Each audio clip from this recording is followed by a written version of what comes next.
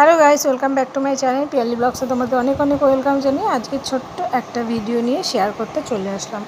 Good morning সবাইকে।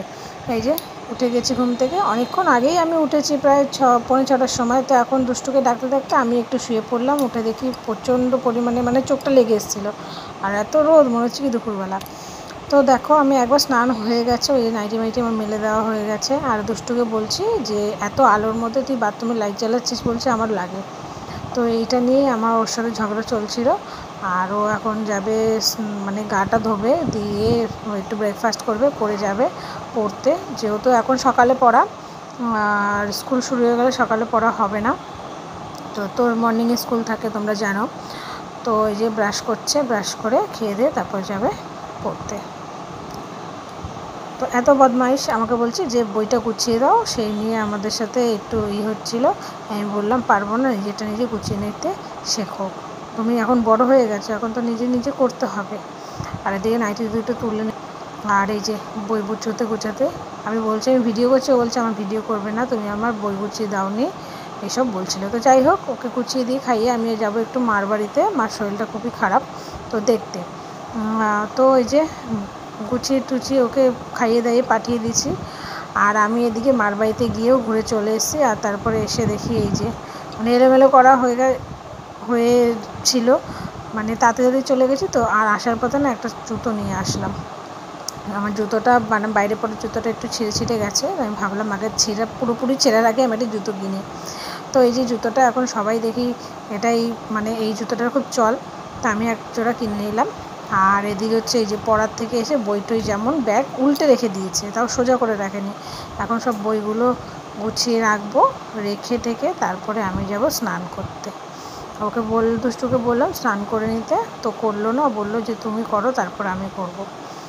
আর ও না স্নান করে উঠে থাকতে পারে না, যে ভাত খেতে দিতে হয়, তার জন্য আমি আগে স্নান করি, তারপর ও স্নান করে। আর স্কুল থাকলে তো আমার আগেই হয়ে যায়। তো যাই হোক, বাইরে জামা কাপড়গুলো তুলে নেব।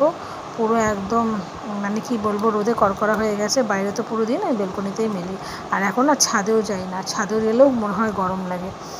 তো মা ওই যে দেখো কী করছে, গাছে টাছে কিছু জল টল দিচ্ছে। যাই হোক, আর দেখো কীরকম রোদ। তো এখন যাব স্নান করতে, স্নান করে এসে তোমাদের সাথে দেখা হচ্ছে। দেখতে থাকো আমার ভিডিওটা, সঙ্গে থাকো। আর প্লিজ লাইক কমেন্ট করো আর সাবস্ক্রাইব করো। তো এই স্নান করে চলে এসেছি। স্নান করে এসে এখন একটু মুখে, আমার যেহেতু প্রচণ্ড ড্রাই স্কিন, তার জন্য আমি একটু বায়োটিকের এই টোনারটা ইউজ করি। তো খুবই ভালো বায়োটিকের টোনারটা।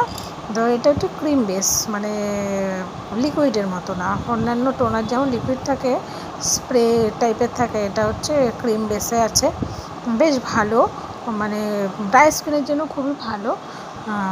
আমি প্রায় 2 মাস ধরে ইউজ করছি, বেশ ভালোই কাজ করছে। তো আর কিছুই মাখছি না। আর এই গরমের মধ্যে কিছুই মাখা যায় না, মাখছি না। যারা মাখে জানি না কীভাবে স্কিনটাকে হয়তো আরও ভালো রাখা যায়, কিন্তু আমি পারি না অন্য কিছু মাখতে, শুধু টোনারটাই ইউজ করি, তাও আবার ডেলি দিতে আমি ভুলে যাই। তো যাই হোক, এখন যাব ঠাকুর ঘরে ঠাকুর দিতে, রেডি হয়ে।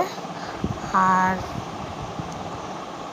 ঠাকুর দেওয়া হয়ে গেলে দুষ্টুকে স্নান করতে যাবে, ও বাবা স্নান করতে যাবে, তারপরে দিয়ে ভাত খাবো, একটু দেবো ঘুম, কারণ প্রচণ্ড মাথা যন্ত্রণা করছে। আর বাইরে বেরোতে পারি না আমি, যেহেতু বাইরে গেছি, তো মাথা যন্ত্রণা শুরু।